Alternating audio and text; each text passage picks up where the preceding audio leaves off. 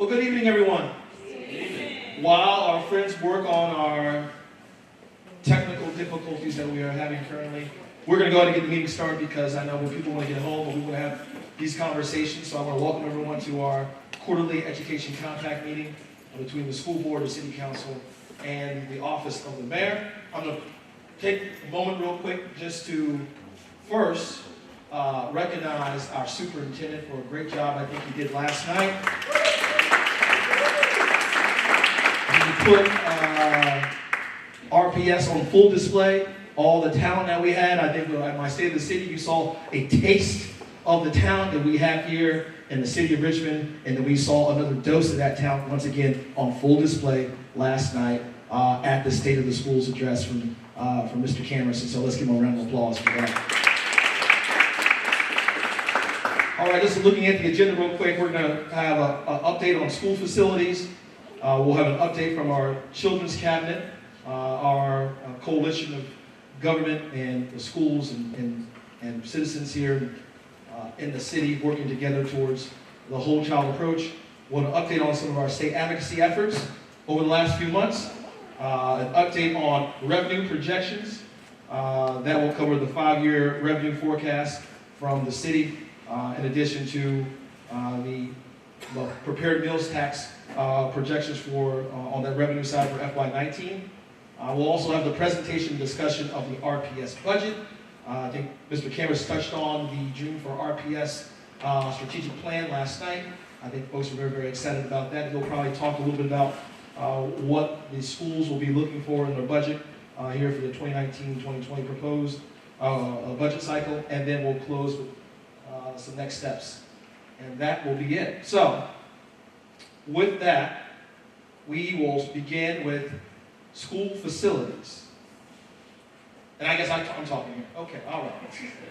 Well, first, I want to give a round of applause to, once again, for one of the number one highlight I think of last year was all of us working together, rowing in the same direction to ensure that we can get over $150 million in investment in building new schools here in the city of Richmond. You all may have heard, some of you all were actually there, that we broke ground on 3 new schools in December at George Mason Elementary School, at the middle school on Hall Street site, and also at Green Elementary School as well. So in a matter of, I think it was 10 months, we went from passage and approval of the additional revenue and then to putting shovels in the ground in December as well. And kids will be walking through the doors of new schools by the fall of 2020. And then we all should pat ourselves on the back for that. But honestly, we know we have to do more. And I think what we have with us today are our financial advisors, Davenport and Company, to talk about the capital funding plan that will help fund the capital needs of building new schools in the city over the course of the next 20 years. Next 20 years. Each time that the city's debt capacity will open up over the course of the next 20 years, I think it should be a priority in the capital budget that we are also building schools at the same time. To talk a little bit more about that is David Rose with Davenport and Co. Thank you, Mayor. Well, we anticipated there might be a problem with some technology, so we went old school and have about 50 copies of what would otherwise be on the screen. So I'll just wait a moment if I can. Can y'all hear me? Okay? My partner, Roland Cooch, is handing these out, and again, we'll have a number for the audience.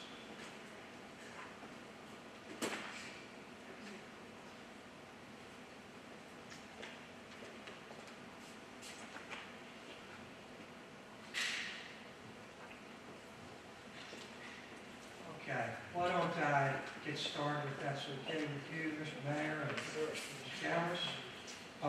So if you look there on this presentation that was done jointly by the staff and ourselves, and again, as the mayor said, there's a lot of people working together, many of them in this room. So what we wanted to do tonight is just to give you something that the City Council has already seen, and I believe we were there when they unanimously adopted the, I'll call it the resolution or whatever the right term is, to be patrons for the upcoming legislation. So having said that, a little bit of background here, as the mayor indicated. Back just a few months ago, we were tasked with putting together a plan to take care of the school's aging and underfunding history. So with that said, what you see here on the bottom of the page is in basically 4 quadrants. The first is the first 5 years, second, third, and the fourth 5 years. It totals $800 million, and this was provided to us by the school board. So we were working with this information by the school board, and the challenge was to come up with and meet, if possible, all $800 million over that 20-year period. So with that said, if you just turn to the next page. Working closely. The mayor's leadership, of course, that 1.5% meals tax, we used a conservative assumption, roughly about $9.1 million to start, with the fiscal year being this past July. So again, we are basically 6 months into that. We'll be report this evening, but I understand we're going to be in better shape than the estimate, but we'll find that out. But having said that, what that left us with was $650 million to fill the void and to come up with a plan and strategy for that. So with that being said, one of the critical things we made sure of was that we were going to not only be in compliance as it relates to all of our debt-related policies right now, but going forward beyond that $150 million to make sure we stayed in compliance over the next 15 to 20 years. So that was one of the challenges, and I can say that the plan does accomplish that. In addition, we were also certain that there would be no real estate tax increase tied to the $650 million. So that's a second fundamental part of the overall plan. And then lastly, we were relying on an average of 2% growth in the city's budgeted debt service, which commences in 2024. I'll explain that in a few moments why we use that time period. But the point here is the city's overall growth in terms of historic assessed values and going forward is considerably higher than that 2% just tied to debt service. So we feel good about that as well. So now if you go to the next page, the approach itself. One of the things we had to do with this plan was to make sure that in no way did we hurt or work against the city's already existing 5-year CIP, being the Capital Improvement Program, that included all the other various needs of the city. As I said, that was approved last year by City Council. So that plan of 2019 through 2023 was several $100 million.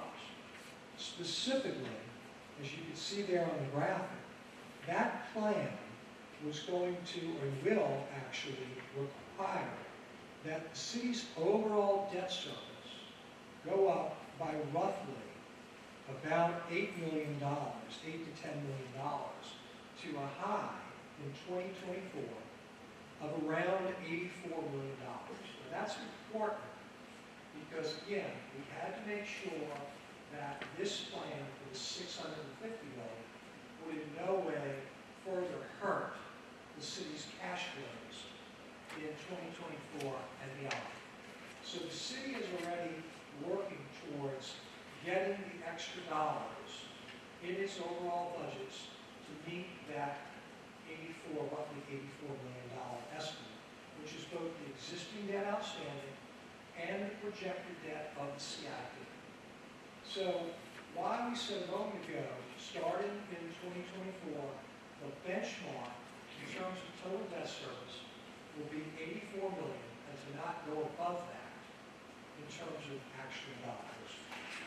So having said all that, let's go to page 4 and how the plan would work. I'm going to show you how that all fits in to that 84 million. So the plan itself relies on 2% growth over that 84 million starting in 2024. And the reason we feel good about that is because when you look at the last 5 years of the city's growth in terms of assessed values, it's a multiple of that type of level. So we believe that 2% is equivalent, if not less than, just inflation. So from an overall 15 or 20 horizon, we're talking about growing the debt service at a level that's lower than historic inflation. So what that really means in all these numbers is that we believe we're on a very conservative slope as it relates to adding debt service and then ultimately taking care of debt. So what will happen here, and what's anticipated, is that we looked at the overall debt on 5-year increments. And so we tried to say to ourselves on page 5, let's look at, once again on page 5, those 4 quadrants, if you would, the 4 periods that the schools gave us. And that first period is 225 million, followed by 209, 189, 177, adding up to 800 million. Then you take a look to the right, and thanks to, again, the meals tax, there will be at least 150 million available towards that. Then you look on the right-hand side of that, and there'll be another 122 million, which is part of the city's overall existing and proposed CIP, and that will be taken care of.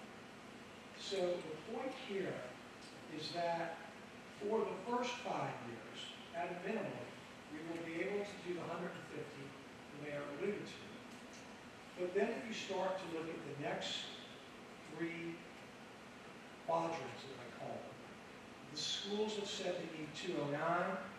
Right now, with our conservative assumption, we actually see being able to provide 200. But then the third quadrant, the schools need 189. We're actually expecting to have 212 available. And then the last quadrant, 177, we expect almost $240 million to be available. So those 4 quadrants for our abilities also come to 800 million, but they're slightly moved back from the first 5 years. Now, in addition to that, what was critical was to make sure that not only did the schools have their funding, but that the city, of course, always has ongoing needs unrelated to schools. And so that third column there that says debt capacity allocated to the general fund, that number is roughly 775 million, of which about 122, the first quadrant, has already effectively been defined and put into the CIP. But the other approximately 650 million is, again, whatever needs the next series of CIPs put together by the mayor's office and city council identified over the next 15 years. So the upshot of all this is that we are in mode, go to page 6, to show that when we look at that $84 million, which is in 2024, and then we just grow the capacity by 2% a year, which is that red line going out, what you'll find is that by adding the 650 million of the schools, it is basically that yellow line. But you'll notice there's a very large gap between the yellow and the red.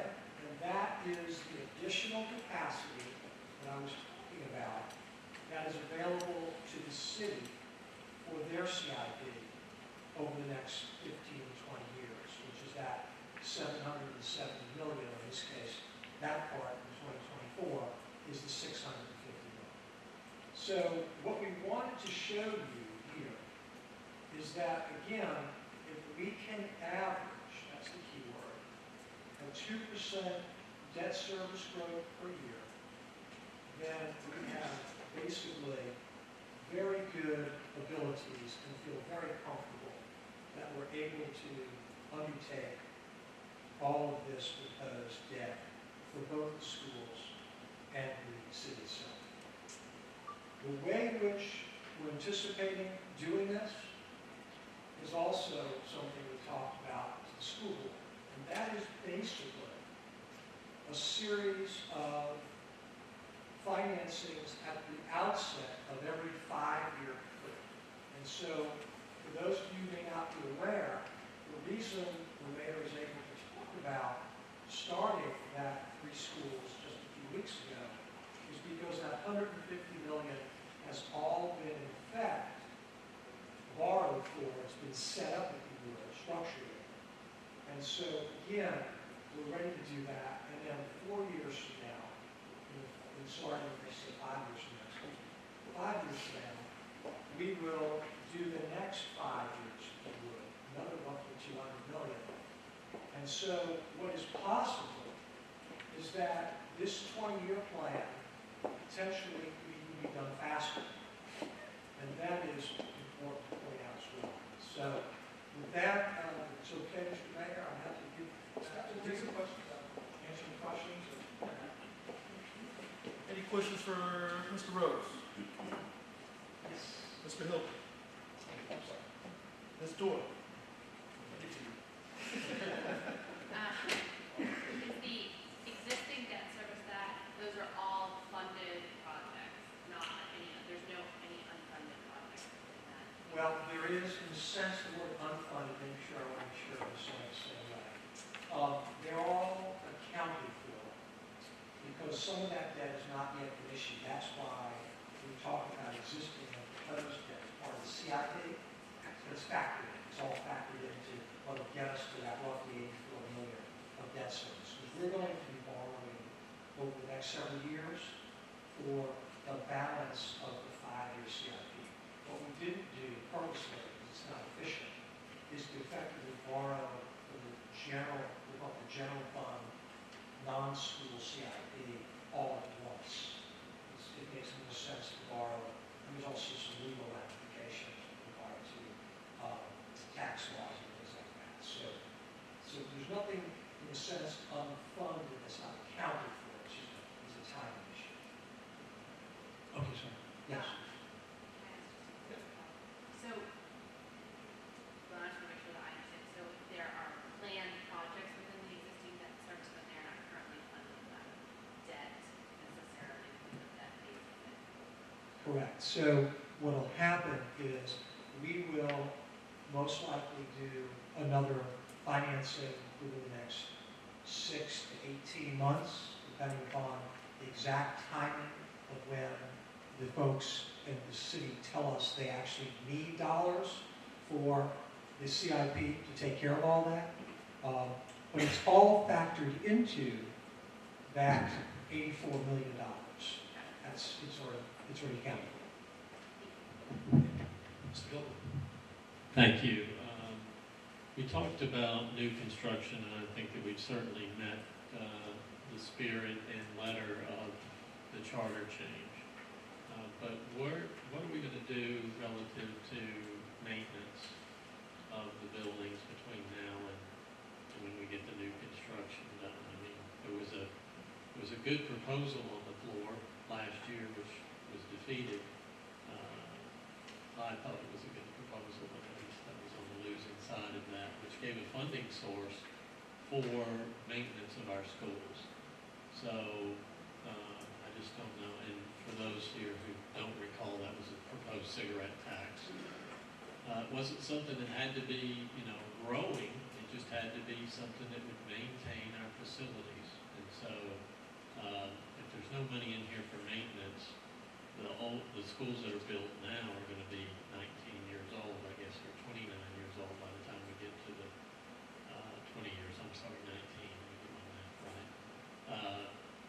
so they'll require maintenance, just like the SLU schools that were built in 1998 of Blackwell and Holton and Lucille Brown. So I guess that's my question, are we gonna add an additional revenue source to do the maintenance? I would say you guys have an opportunity. That's one. Number two, we'll give an update on where we are on current dollars in the CIP for those maintenance needs. Jay? Thank you, Mr. Mayor. Jay Brown, Director of Budget and Strategic Planning for the City of Richmond. There are some dollars available in the Richmond Public Schools capital maintenance account, and those funds do not lapse, and so they always have access to this one. It's about 10 million.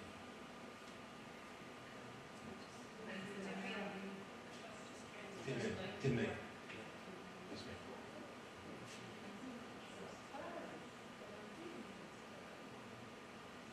Well, to be clear, council just approved a transfer several million from the new construction fund into the maintenance fund. That entire 10 million is already spoken for maintenance projects. So anything that needs to be maintained beyond that is not currently planned for. So you can think of those monies as already spoken for. Roofs, whatever the case may be. So anything that occurs after tomorrow, basically, is not yet funded.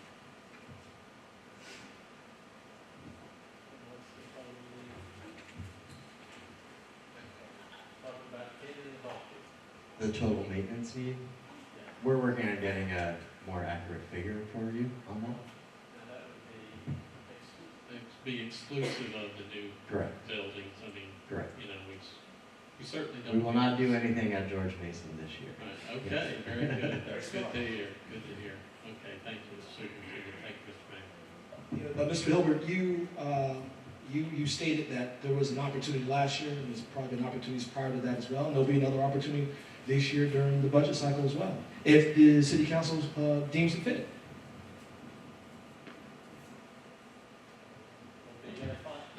Mr. Barlow. Thank you. Thank you, Nina. I want to thank Councilman Hilbert for bringing that up, because I think that's a very important discussion, not just for the new buildings, but when we take a look at the quality of buildings that we have now, I'm really concerned about some of them being pushed 20 years or being pushed 15 years, some of them even being pushed 10 years down the schedule as far as an overhaul of those facilities, whether it be a new facility, whether it be new construction, at the very least, very heavy maintenance for a lot of them. So I guess the most broad question I have is that I know that that your office in coordination with the school board is supposed to put forward this plan, which involves not raising taxes to fund all of our facilities. My hope was that we would have a plan that would tackle these issues earlier on. I'm glad to hear that it's possible that there will be funds available earlier to start construction, but is there any commitment from the mayor's office or council to work for ways to come up with additional revenue to support facilities? Are you requesting a tax increase? When you look at the state of our schools, I certainly think if it's not revenue, if it's not cuts, if it's not reshuffling the CIP, then Mr. Barlow, we have to have all options on the table. I think every member here who sits on the city council that has the ability to raise taxes, you should talk to these members. That's why some of them are here tonight. And over the course of this budget cycle we have coming up, starting on March 6th, it's my hope that the school board, members like you, have those conversations with the members, with your council member for the 2nd district as well. Well, I think we were required by charter to put together a plan that funds schools without raising taxes.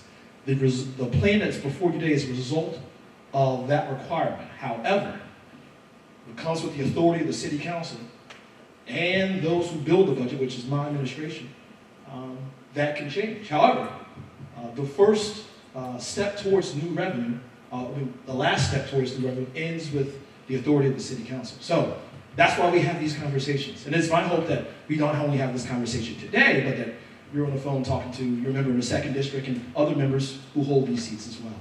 You can bet I will. I appreciate that. I just don't think we can afford And it. it's my hope when those opportunities do arise that the school board stands with the city council in support of any increase in those for revenue. Mayor, one last follow-up here. This assumes also that all the existing schools that we have will be replaced, as opposed to maybe having fewer schools to replace. Is that?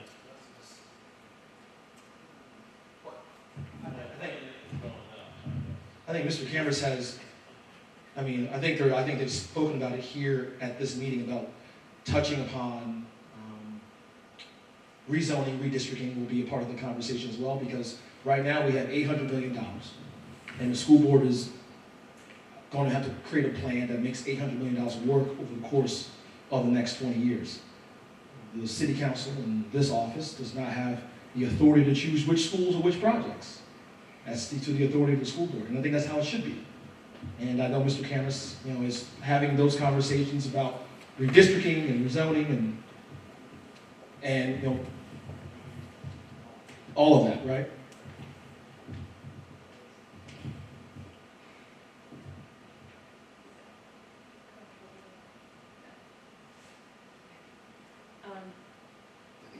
Can you hear me? I can Okay. hear you. All right. I can reach out and touch you too. Right? Okay, so with the money that you all have now, the $150 million, you're building 3 schools, and what's the total price tag for that? Like $110 million? So what is the plan for the extra $40 million? It's 140, Ms. Larson. 140 million for 3 schools. Oh, okay. Middle school, 2 elementaries. Yep. It's 100, so there's 10 million. I would defer to the We See you financed 150, right? So what's, We have capital capacity and abilities, so we have $150 million available at a minimum to us. Yes, us meaning the city. so my question is, if there's money left over, which there is, what's the plan for that money? Because it's available now, right? It will be available, yes. The original plan was to use those funds for the design of a new church report, Okay. and that's what we've been talking with the city about. So would one consideration be to use it for maintenance? I mean, I think, I mean, if those needs are so great and urgent. you know, I think You guys know I support the cigarette tax, so I'm with Chris on that. I feel like, We do need to find more money for maintenance dollars. But planning for George Whip, when those funds to construct won't be available for 5 years.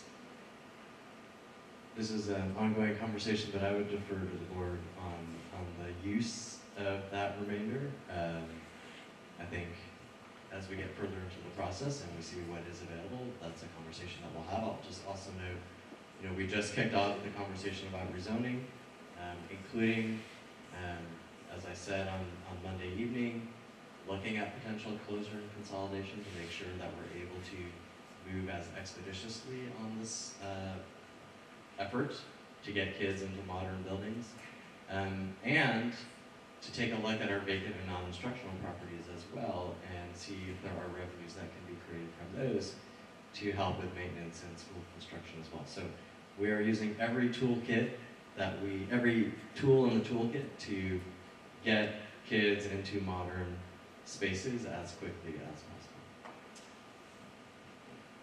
Also, I would just like to add, thank Councilman Hilbert for his comments, but I think one thing, we cannot talk about maintenance without talking about construction. As we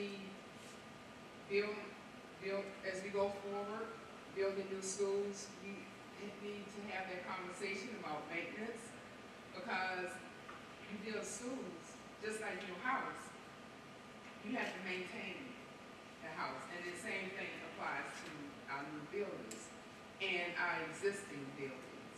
And I would encourage my colleagues on the school board and our council members to continue to have those tough conversations so that we can make those tough decisions. And it's not going to be easy, but we cannot talk about one and not talk about the other. And as the superintendent has stated, we are in the process, starting the process for rezoning. And we're aware that we have to make some tough decisions because we know our dollars are limited, but these are issues that we have been dealing with for decades. And we have neglected our facilities. And we have to be honest. Okay, I'll just say this, because I like the comparison to borrowing the money to build a house. But in general, I don't like to have to borrow money to maintain my house. You know, I mean, I like to save it up as much as possible and find a new source of revenue, put that new roof on, rather than go back to that credit union and say, I want to borrow some more. So in general, I would rather spend the $10 million working on the design for George Wythe while we try to come up with a different funding stream for maintenance, the ongoing, forever need for anybody who owns a house, as well as anybody who's trying to take care of schools and City Hall. Yes. I think Ms. Owens is trying to say that, you know, not only do we have crumbling infrastructure in our school stock, but we also have crumbling infrastructure in our neighborhoods as well. I think the satisfaction of our infrastructure in the city is very, very, very low. And that's why we thought the prudent way to approach the next 20 years with the projected debt capacity was to split 50-50 between what we can do for school infrastructure and city infrastructure. It'll be the last question, or statement. Yes, statement. Okay, I just figured. For some reason, I felt like there was a statement coming and not a question. Well, where I was going with my initial question is that there are, and it's hard to tell on this graph, but in the dark green, there are some projects where there is debt allocated to those projects, but we haven't broken ground on them. Is that not true?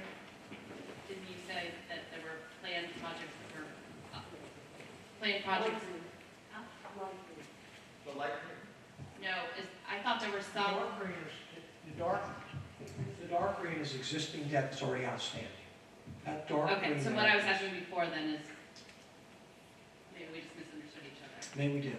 So the light green. So I'm asking the Yes. dark green. Yes. Are there any projects within the dark green that we have planned to start them, but we have not actually broken All ground? that dark green has already been issued for projects. That's already, so think of that as sort of water. It's already spent. It's already spent, water on the bridge. Think of it that way. So all of those projects have been broken ground in.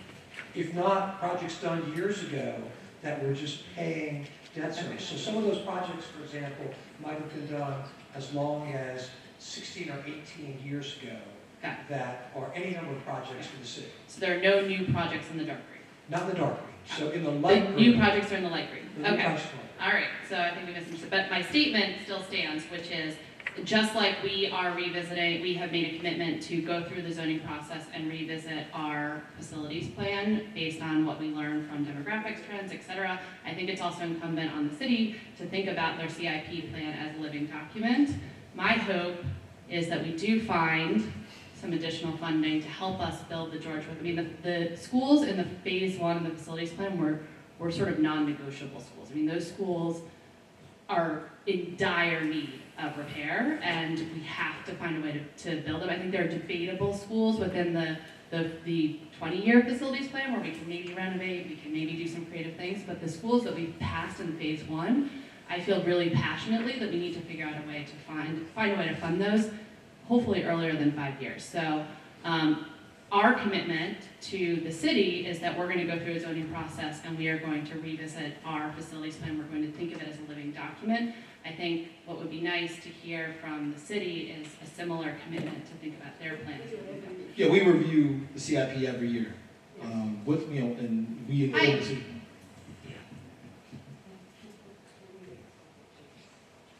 All right, we're going to move on to thank you, Mr. Rose. Give Mr. Rose a round of applause, everyone. Okay, Eva Coleman, who's my senior policy advisor on children and youth, is going to give an update from the Children's Cabinet and also on early childhood education. I just want to thank Eva for her work, but also the work of a number of folks external to City Hall who have joined Eva on a cross-sector collaboration effort on providing quality out-of-school time. They were part of a contingent that went to New York recently on behalf of the Bloomberg Harvard Leadership Initiative. I was one of 40 mayors chosen from around the world to be part of the second class of Bloomberg Harvard leaders. And the project I wanted to work on was on cross-sector collaboration and particularly highlighting our out-of-school time efforts that we all came together to support with schools and the city having skin in the game, but also the philanthropic and nonprofit sectors as well coming together to support this effort so we can have a sustainable, long-term initiative that will allow for kids, once the bell rings, to have a quality after-school experience in elementary school and middle school. And with that, I hand it over to Eva Coleman. Thank you, Mayor Stoney. And everyone, we will have ongoing updates about that collaborative work. Sade joined us from RPS on that trip to New York City. So one of our partners, Scott Blackwell from the Community Foundation, actually shared with us that as far as he was concerned, and he's been working in Richmond for a long time, this may have been the longest amount of time that schools and city have been sharing space so we spent like 8-9 hours a day together with some community partners. So some tough conversations were had, a lot of conversations about how we can really maximize opportunities to ensure that all of our kids in Richmond Public Schools have access to high quality opportunities the 80% of the time that they spend outside of the school day, as at school. And so on the Children's Cabinet front, just super quickly, we had our most recent meeting last week. We received presentations from Tracy Epp, Chief Academic Officer for Richmond Public Schools, and the state of preschool in Richmond. And then we also heard from Jenna Conway, the Chief School Readiness Officer for the Commonwealth of Virginia, and learned more about her initiatives to unify early childhood, both child care and early childhood education in preschool.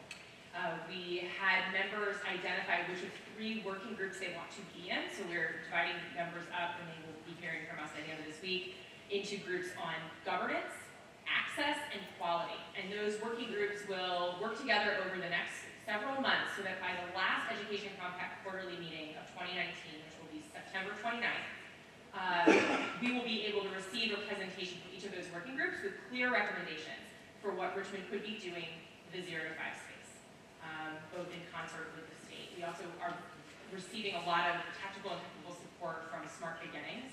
Greater Richmond is helping facilitate and is offering us a lot of resources to make sure our folks are well equipped to be able to make these recommendations to us.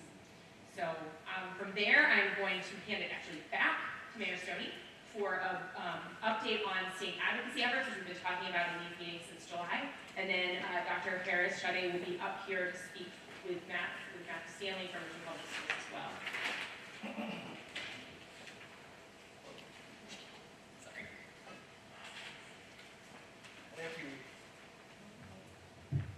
Thank you, Eva, for that update. Now we're going to talk a little bit about our state advocacy efforts. First, I will say that, I think, was it yesterday? The week has been flying for some reason. Nothing going on. I think school leaders, along with, I think it was me, Mr. Cameras, the chairwoman of the school board, Tom Page, and I think Council President Newbill as well, shared in a statement that we were not satisfied with the effort of the General Assembly to fund public education. We said that what Governor Northam had provided in his budget should be the floor, not the ceiling. And right now, we're getting basically the floor or the basement, I think. So once again, the General Assembly has let us down. I am satisfied to hear they are going to match the teacher raises for our hardworking educators, but I'm very dissatisfied with the General Assembly being quite pedestrian on their support of public education, not just here locally, that's what my priority is, but also in other places throughout the Commonwealth. And that's why we put our coats on and our hats on and our gloves on in December, and we joined a community of folks, some who are here with us today, also on last Monday, I guess. Was that last Monday? Which was a beautiful sight of red everywhere, and teachers and parents and students all coming out, demanding that the state, particularly the General Assembly, do their job and do more than what they've been doing in years past. And you all know that when they neglect funding public education, it is cities like ours that are impacted the most. We were loud, and I hope they heard us. It's my hope that those community members and advocates continue to show up in those offices between now and the end of the session, but also for the remainder of this calendar year before election time in November. I'll hand it over to Matthew and Sade.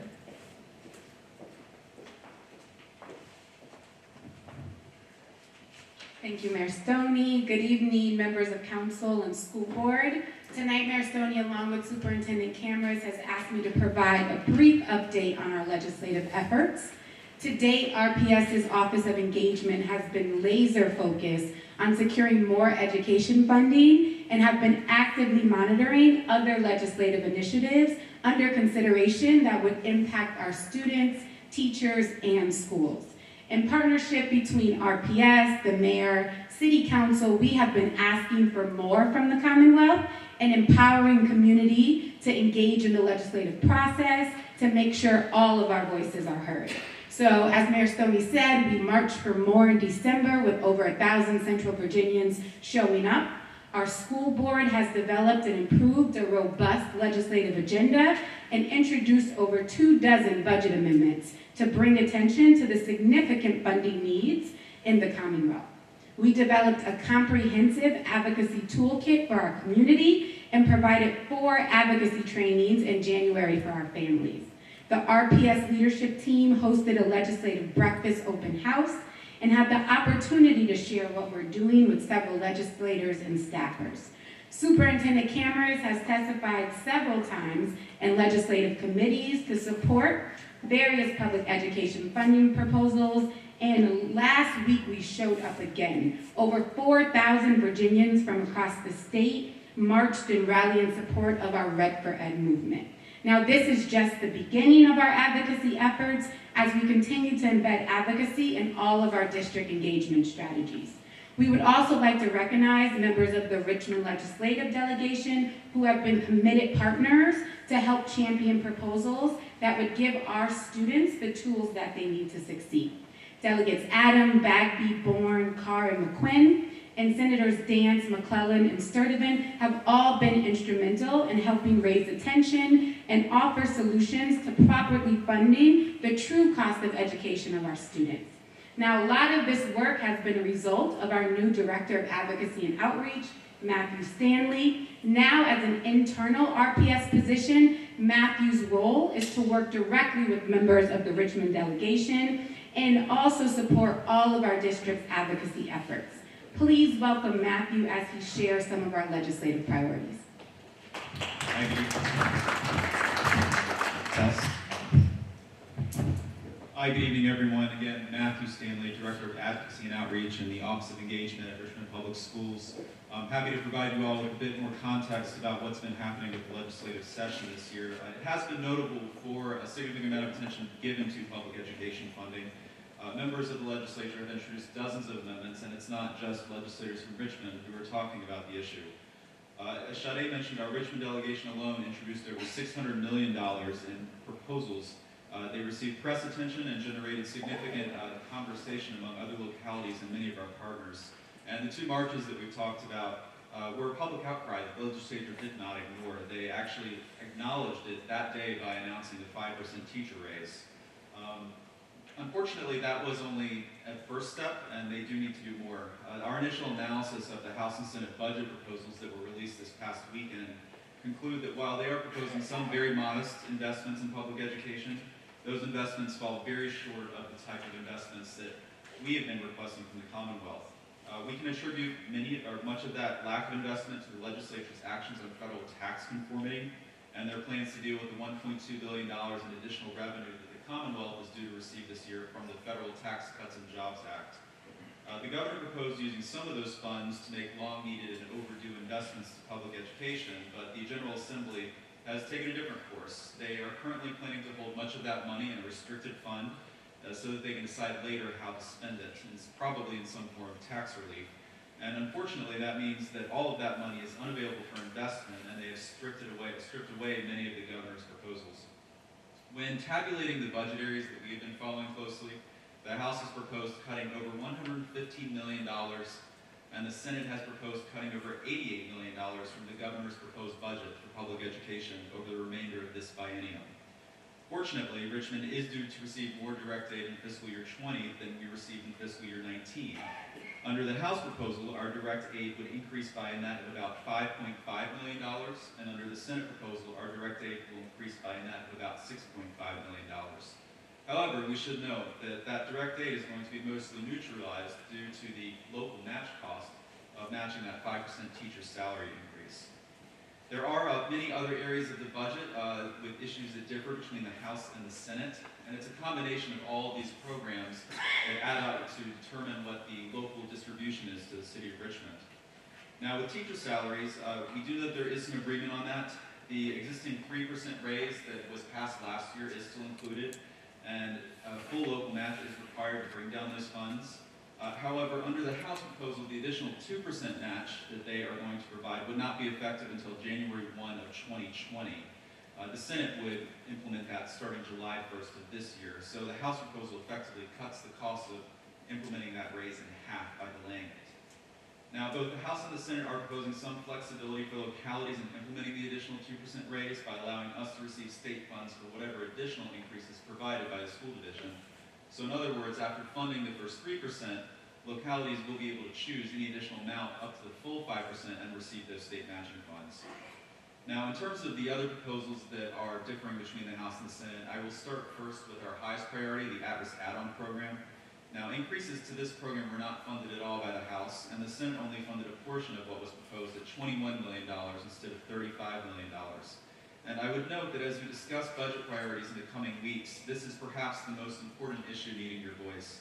The at-risk add-on is an equity-based funding program designed to send dollars to schools that need it the most, and it's one of the best vehicles that we have towards mitigating the inequity in the LCI and SOQ funding formulas. Now, we need to ask the House to accede to the Senate's proposal for this program and ask the Senate to stand firm in sustaining this funding. Your voice will be important, and we hope that you will help us advocate for it. Moving on to some other lottery funds, while the House did not propose increases to the at-risk add-on program, they did propose increasing the lottery per pupil allocation by $62 million, and this is another flexible funding stream that helps us direct dollars where we need them. And the Senate proposed no new funding for this program. There's been a lot of discussion about school counselors. There's not complete agreement on that or the other school safety measures that the House and Senate have been considering. The House proposals are more complete. They are funding the full $35 million and making the first year of a ratio adjustment for school counselors. But the Senate is only suggesting $10 million, and to fully implement the nationally recommended standard for counselors, it would take 10 years under that funding amount. Now, the House also included $6.6 million in other school safety measures, including funding for more school resource officers and trainings. The Senate only included about $3.3 million just for some new trainings and technologies. Now, school modernization and construction. There is limited disagreement about that between the House and the Senate. The governor had proposed taking $80 million from the Literary Fund to support an interest rate subsidy program for school construction loans.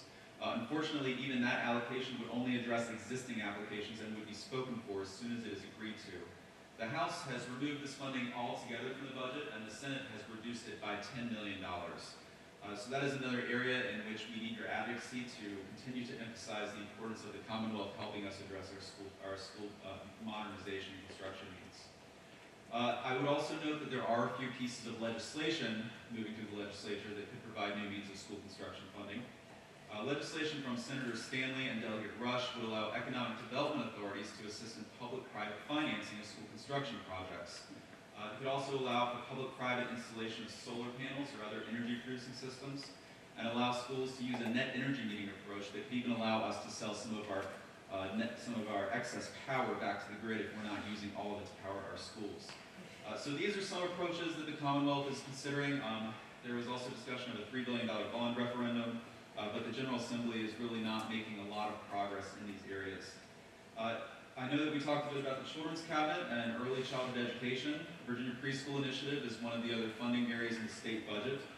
We were very supportive of several proposals, and one of those that is included in the House budget is a modest increase in the BPI per pupil allocation.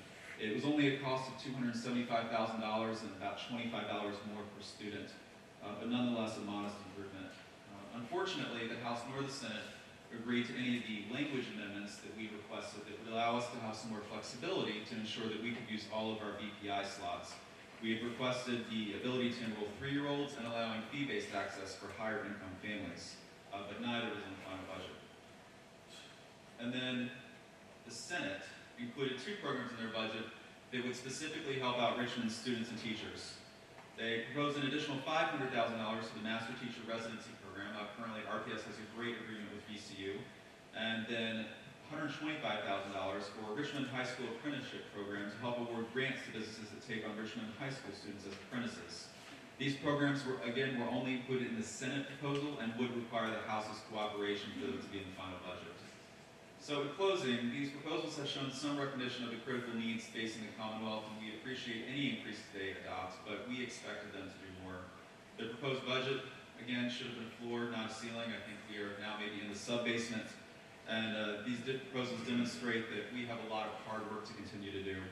As Dr. Harris noted, we look forward to continuing to develop a culture of advocacy in our schools, and we appreciate your partnership and engagement in the critical days ahead.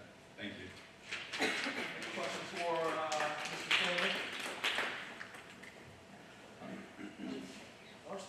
We talked about this at our meeting on Monday, but we didn't have a concrete answer. But with the raises, what is the local match and what are the options on the table? Can we spread it over 2 budget cycles, and what are you all considering? I can give you a little bit of this, and then Matthew can tell the details. So one, I want to make sure it's clear. RPS already did 2% last year. We paid the full freight because the first tranche of money from the state actually wasn't coming based on the biennium budget until this coming July 1. If the 5% goes through and we are to meet that, then we would do another 3%. So we did 2 and 3. Roughly speaking, and it's a little bit complicated, but the local match is about $4.7 million.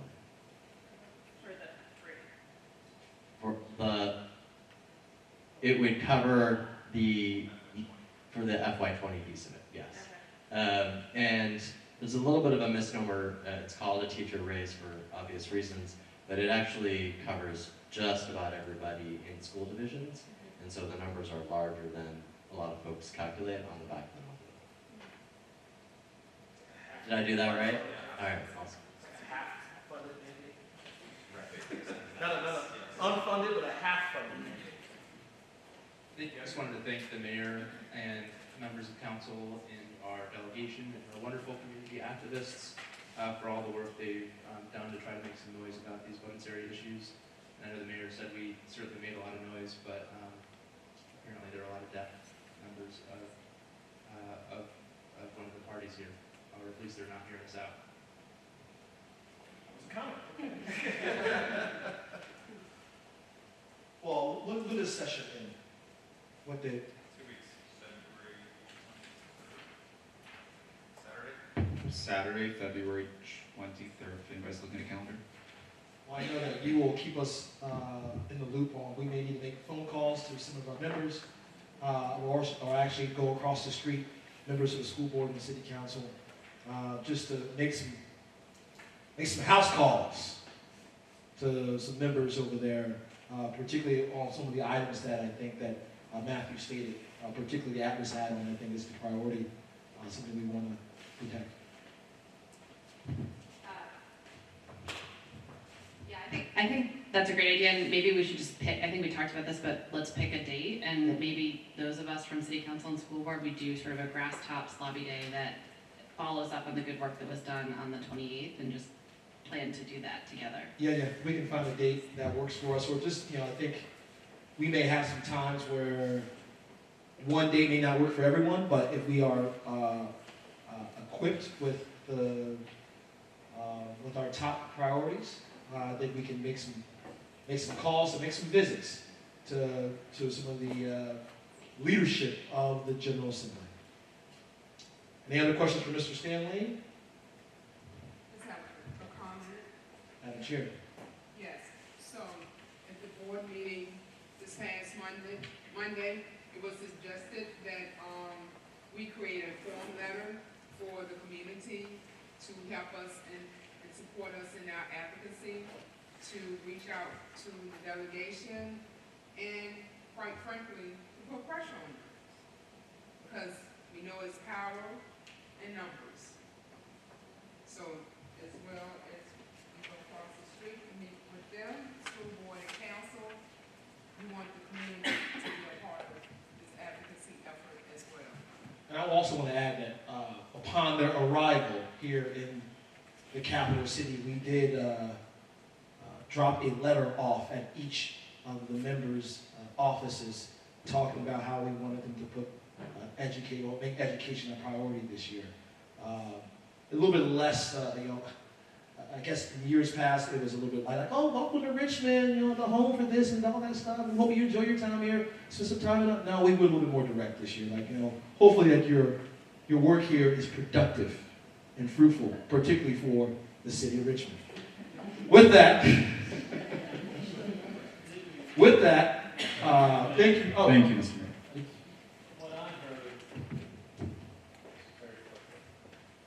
What I heard was the Senate doing stuff and the House doing stuff, but the other body wasn't necessarily in sync with the other. It almost seemed like they were completely divided. Is this going to be something at the end of the day where the senators say, well, if the House could have done something, then we would have had something, and vice versa, where you have finger pointing at the other end and we end up on the short end of the stick? My assessment is that they are far apart on several different proposals within the education funding area, and they are going to end up doing compromises probably across all of those areas. Our goal in that the at-risk add-on is one of our top priorities is because we know that that's a funding stream that provides very high impact to Richmond compared to other localities. So that's why we are continuing to emphasize that, because we know that they are going to be hearing from people on a lot of the other things, and a lot of conversation is going to get lost in noise. So we highly recommend advocating for the at-risk add-on program. And I will add, a lot of this compromise will occur in conference committee, correct? Where members of the Senate and the House come together on many evening and probably many hours during the day as well, and have to compromise on the budget. So we will get you the list of those members who are part of the conference committee, so they can hear you roar, okay? It's coming. It's coming. Okay, thank you. Thank you, Mayor Stoney. All right, we're gonna now talk about revenue projections. I got Jay Brown with me, who's the director of our budget director. He's gonna cover the 5-year revenue forecast for the city and also talk about the projections on the prepared meals tax for FY19. Mr. Brown.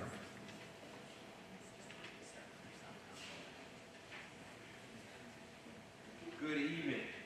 We working now? We're gonna have this. Is this gonna be working? No, Oh, okay, gotcha. see the presentation. So I need you to be descriptive, Jay. Absolutely.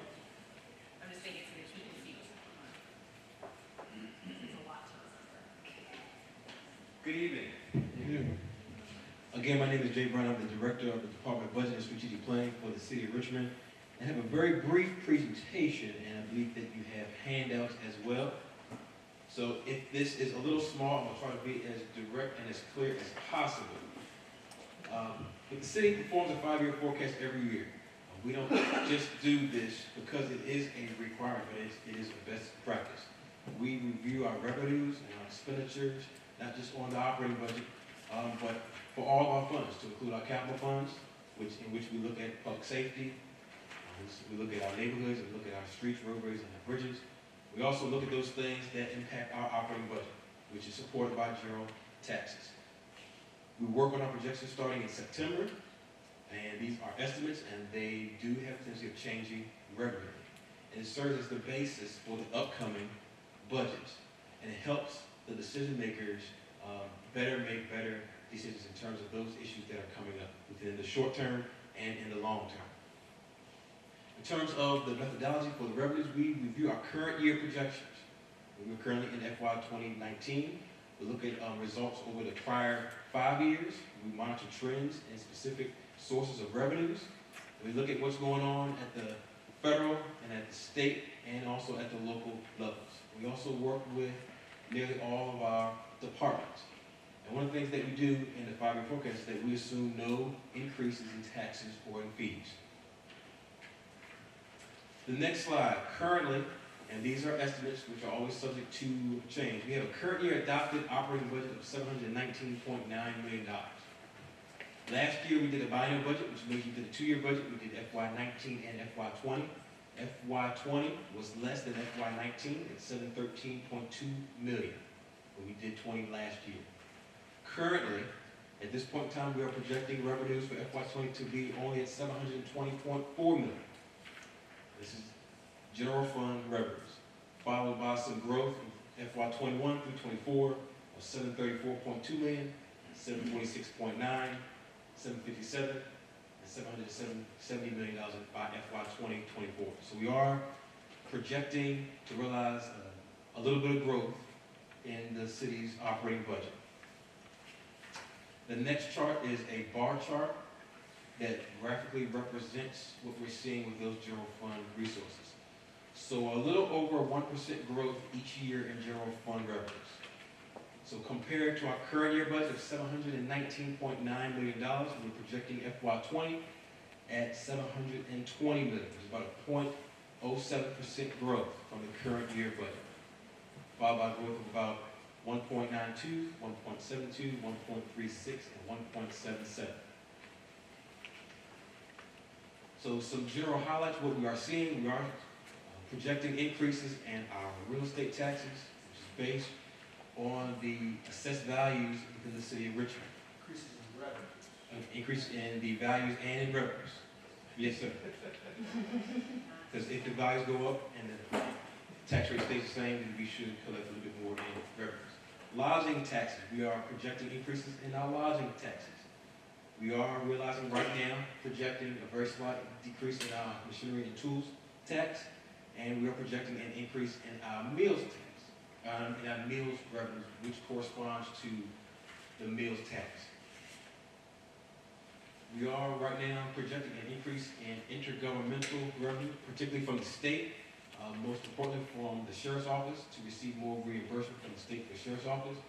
And with our pilot, which stands for a payment in lieu of taxes, which comes from our Department of Utilities, we are realizing a slight reduction in that source of revenue. And by FY 2024, we have a projection of where the federal income tax portion of the pilot will be eliminated. There were some one-time resources within the operating budget in FY19 that was already back out of last year's approved FY20. There was $12.5 million that was allocated to Richmond Public Schools in FY19. That was not a part of the FY20 budget, since that was one-time revenue.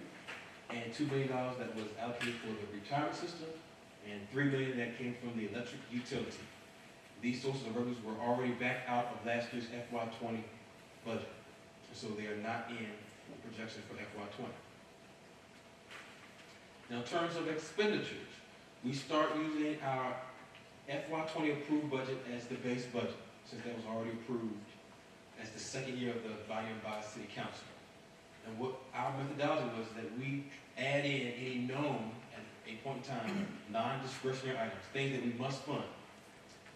We also look at any other obligations that we need to add to the base, and we also look at prospective expenditures that ultimately still need to be reviewed and approved.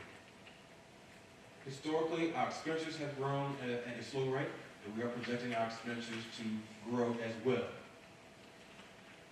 The next chart, if you can read it, which I'm going to articulate, informs us of where we think our expenditures are, again, as part of the 5-year forecast. Again, we have a current year adopted budget of $719.9 million. Last year, FY20 was approved at $713.2 million. Currently, with some of the items that we have in the projections, we are projecting FY20 expenditures to be at $735.5 million. And it grows every year after that to $748.2 million, $759.1, $770.8, and $778.9. So what are the assumptions that we have in the expenditure portion of the forecast? We assume current year, meaning FY 2019, funding for vacancies. There's only $13.7 million that was adopted in the city's general fund to fill vacant positions. And that's roughly in the high 30%. We had to increase overtime costs back up by $2.6 million. FY 20 approved budget already had overtime down by $2.6 million. So we factored in bringing it back up to current year levels, not above, but to current year levels. What is also included is that we still have the plan that was approved both by the mayor and by city council for a step increase for police and fire, and to raise the salaries of recruits to $43,000 so that we can be more competitive with our surrounding counterparts. And the forecast does include a 1% salary increase in each year of the forecast for general employees, excluding constitutionals and excluding sworns. We are going to realize a projected decrease in debt service compared to what we had in the FY20 approved budget, but it is projected to increase every year after that. And we heard some of that dialogue from a presentation earlier from Davenport. It also assumes no significant changes in our non-departmental budget. That budget was primarily set last year, and we are assuming no significant changes. In terms of Richmond Public Schools, this forecast, again, just a forecast, does include right now an estimate of a $5 million increase in local funding, city support, additional, in each year of the forecast. And again, these estimates are based on what we're seeing right now in our revenues, in our general property taxes. Again, we are seeing some growth in our revenues, and this forecast does include a $5 million additional local contribution to Richmond Public Schools, again, as an estimate. What is also included in the projections? A cost of living adjustment for retirees. This has been something that has been discussed for the past few years. That estimate provided by the Richmond Retirement System is $5.7 million. And retirees have not received a cost of living adjustment for several years. Known contractual obligations, these are things that we have to pay. There are several contracts that have increases in what we have to pay. Those are things that we have to pay, that we know about. And any life, health, and safety, and other non-discretionary items. Items that are not included in the projections are any added costs that may result from changes within the state budget, departments, in terms of city agencies and their request for additional funds, and the costs to bring employees up to the mid-range of the newly approved compensation and classification study. Those figures are not included within the projections.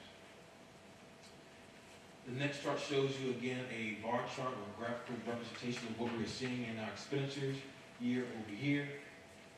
Slightly more than revenues, about a 2.1% growth from 19 to 20, followed by nearly a 1.5% growth each year over every year, between FY '20 and FY 2024.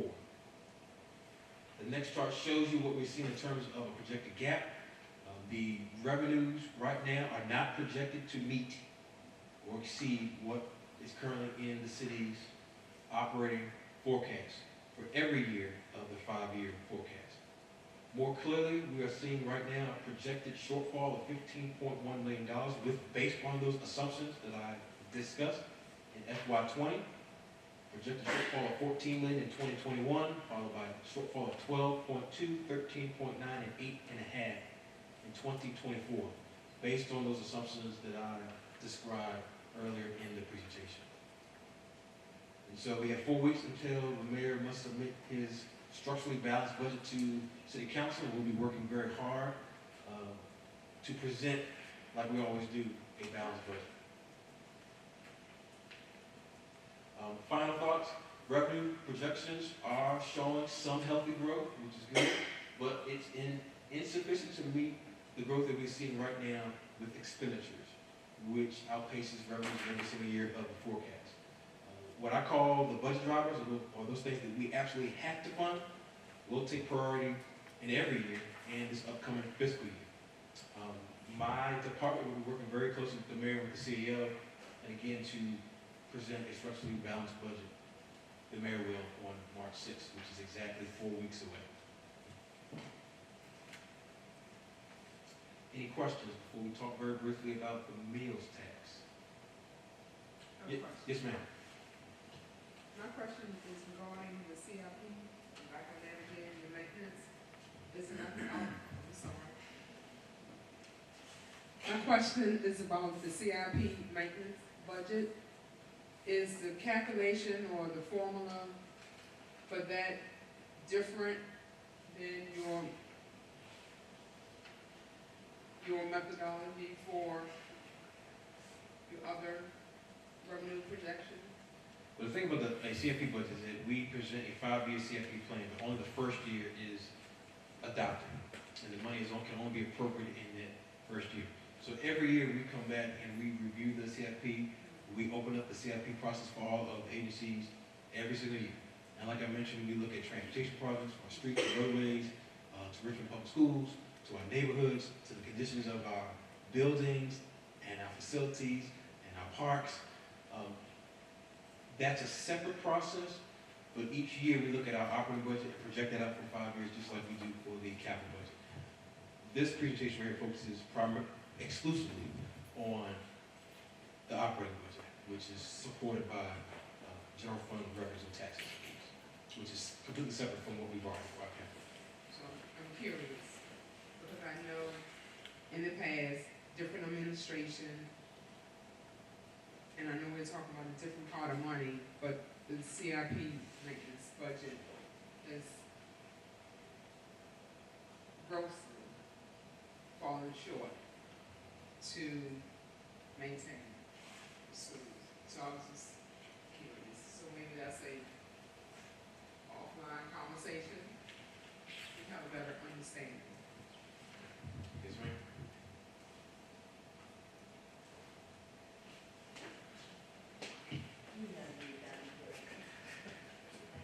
Yes, ma'am. And I'm, pretty ignorant about a lot of things, so this is just out of ignorance I'm asking. When I lived out in rural county, there was a lot of discussion about a local share of liquor sales. Is that something that's real? There was no liquor store and they wanted to have one so they could get their share, because there's a lot of liquor sales going on. No? No, I believe that's all state revenue. They get, but you don't get a local share. Okay. Ma'am. And, Sure they just want a liquor store nearby? well, that may have been it. And how about, is there a local share of the state sales tax? Yes, there is a local share for the state sales tax that goes to Richmond Public Schools. That is in a separate special fund budget that is earmarked exclusively for Richmond Public Schools. Okay. So that is excluded from this analysis because it goes directly to Richmond Public Schools. So I need to not just eat in Richmond, I need to shop in Richmond all the Yes, eat, shop, dine. You do that already, though. I know, but there are not enough stores in Richmond. We need to do something about that. Okay. You're trying to expand the economic base. I think you have something coming that way, I believe. That's what I thought. Yes, sir. Was the COLA for the retirees, was that every year? That's a lump sum that will take care of a estimated 1% cost of living adjustment for the retirement. So that's just a one-time, if it's approved, that will be a one-time $5.7 million that will be in the budget in FY '20. For the 1%? Yes, yes, sir. And that, but when you do a COLA, that goes year after year. Yes, So, but this one lump sum is going to take care of that in perpetuity? that's my understanding from the retirement system. Yes, sir. Okay. All right. Thank you. Ms. Robertson. The cost estimate for, to bring the city staff salaries up to the market rate, do we have a dollar amount? I We, know that, we are still finalizing that now. Yes, ma'am. And if you recall, what was just approved was to bring city employees up to the minimum, which we had funded, which will be funded next year, of course. And so we're still finalizing those numbers right now. I think Ms. Reed and Ms. Coffey Glenn say 19 million, roughly. Roughly. 18. That's a lot of money, yes. Yes. Ms. Robertson. and with the revenue, the expenditures forecast, is that with an additional 1% increase for city employees, or? Yes, that is an additional 1% just for city staff, exclusive of sworns and constitutionals. If it is approved.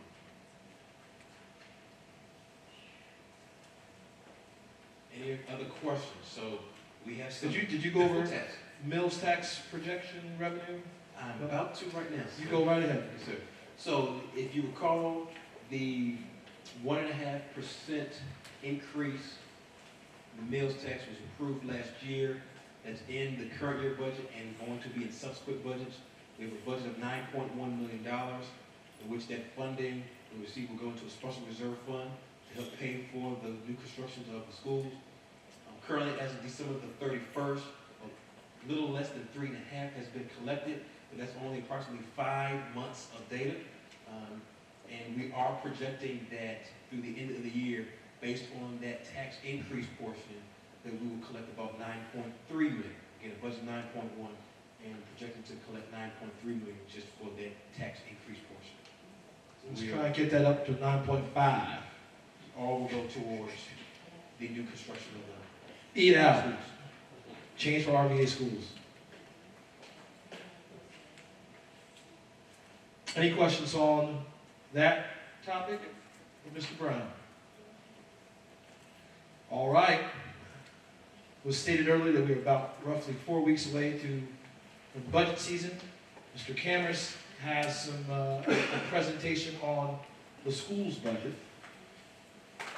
and actually has hard copies too. Come prepared. Nothing like a teacher of the year. Come prepared.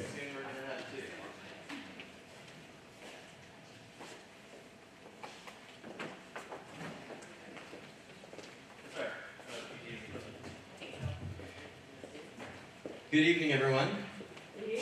I just want to thank again the mayor and members of council and certainly the school board and Madam CAO for joining us last night to celebrate where we are in RPS and where we are headed. RPS, Cheryl, is rising. Very good. I'm going to try to make this very brief. So what you're getting right now is a cost estimate of the strategic plan. So you have the beautiful copy at your table. We have more in the back if anyone would like one. And this document, which we're sharing now, is a public document which was shared with the board a couple of months ago, and we've discussed a little bit. It lays out the costs by priority, by individual action of all the elements of the strategic plan. The short story is, as I shared last night and have said publicly, it's about $150 million over 5 years. And you can look through this and see exactly where all that money is going. I will tell you that the short story is the lion's share goes towards 3 of the pieces in here. One is making sure our teachers and other staff are paid appropriately. 2, expanding early childhood education down to 3-year-olds, and we know there's very few investments that are more important than expansion of early childhood. And then 3rd, as I talked about last night, the reimagining of our high schools and what secondary education looks like in Richmond Public Schools. But you can see it all laid out there. And so in short, here is sort of how I've been thinking about the RPS budget for this year. As everybody here knows, we received some one-time funding last year, most of which we used for recurring costs. I stand behind that because it did things like pay our teachers more and add ESL teachers on the south side and bilingual staff at schools that desperately needed it, and a few other things as well. But to demonstrate that we are being responsible with our funds, we are going to make, or I'm proposing to the board, that we make internal cuts to the central office to be able to cover those recurring costs and be more efficient in how we operate. And so our ask of the city, which I've also been very public about, is really just 2 things. 1, fund the 2nd year of the strategic plan, which comes in at just under $14 million, and fund the local match of the teacher raise, assuming the 5% that goes through, which is $4.7 million, as I shared before. So you add those 2 numbers up, it's roughly 18.7. That's what we'd be extremely grateful for from the city. Questions?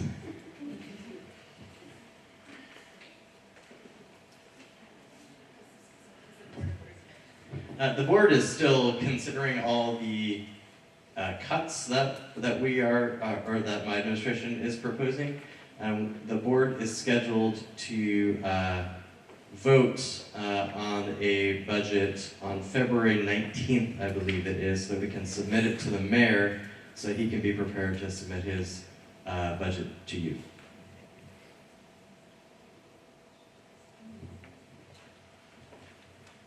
Would you be so kind to elaborate upon the cuts that will just give an overview per se about what we're doing without? Yes. So I will tell you sort of process and then what the implications will likely be. We have been going literally line by line of the central office budget.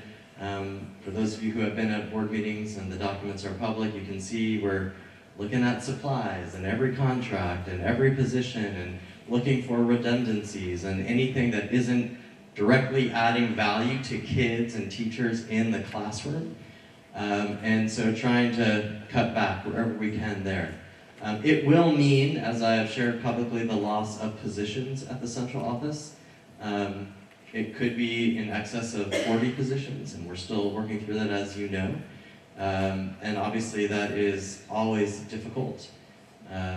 This isn't about the people who are working extremely hard on behalf of our kids, but it's about the reality of where we are. You know, some things that are quote-unquote nice to haves, we are not going to be able to do in the coming year. But again, my belief has always been that we have to get as much money and as much effort into the classroom as we possibly can, and so that's why I want to make sure it's absolutely clear we are holding schools harmless. So we are not making any cuts out of the classroom. And so we're absorbing all of that centrally. As you saw, those of you who were at my State of the Schools last night, part of the challenge we have is we have so many antiquated systems that it requires more people to do the work that a modern system would not require. And so, unfortunately, we have a lot of paper-based things and whatnot that we have to streamline so that we're able to meet those needs. But over the coming next couple of budget work sessions, we'll be able to articulate in even greater detail what exactly this will mean for folks at the central office and what services will be curtailed. Any more questions for Mr. Cameras?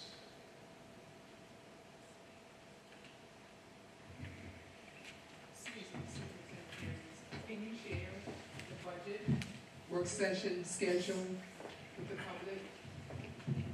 I can if I can remember it. So we have a work session tomorrow at Armstrong, I believe it is. Is that correct? Yes, at 6 o'clock. And then the next one, Sade? Monday at Holton at 6 o'clock. Tuesday at Blackwell at 6 o'clock. The question on the floor was it Holton or open? Holton. Yes. Any more questions for the superintendent? Seeing none, we'll go to the last item on the agenda. That's next steps, and I think the next steps will come from our friends at RPS, and one will find a date for us to ascend upon the Capitol for a lobby day amongst the 19 elected officials. We'll try and work out a date or dates. Matthew, will you be responsible for some of the? Okay. And we'll also find the names of the members of the conference committee for the Senate and for the House, and we should make that public so our community can give them some input on what we value in the final budget. Sound good? Do we have a date for the next meeting?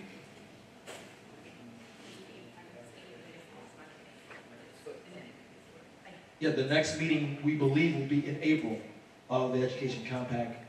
Something to add, we're going to go back to doing the months with 5 Mondays. Just to be clear, that's what we had agreed on at the outset, was we would do the 5th Monday and months and 5 Mondays. The reason why tonight is a Wednesday is because the most recent month with 5 Mondays was December, and we did not want to convene on December 31st. I love you all, but we all had our own plans. Could have been a New Year's Eve party in here with my favorite people. Every single one of y'all. April 29th. April 29th. And council member Agelesto did text me around 6:30, and he said he got his calendars mixed up. So he apologizes for not being. I'm his spokesperson. Thank you for letting me know. I was almost crestfallen by the fact that he wasn't here. All right, everyone, we're adjourned. Have a good evening.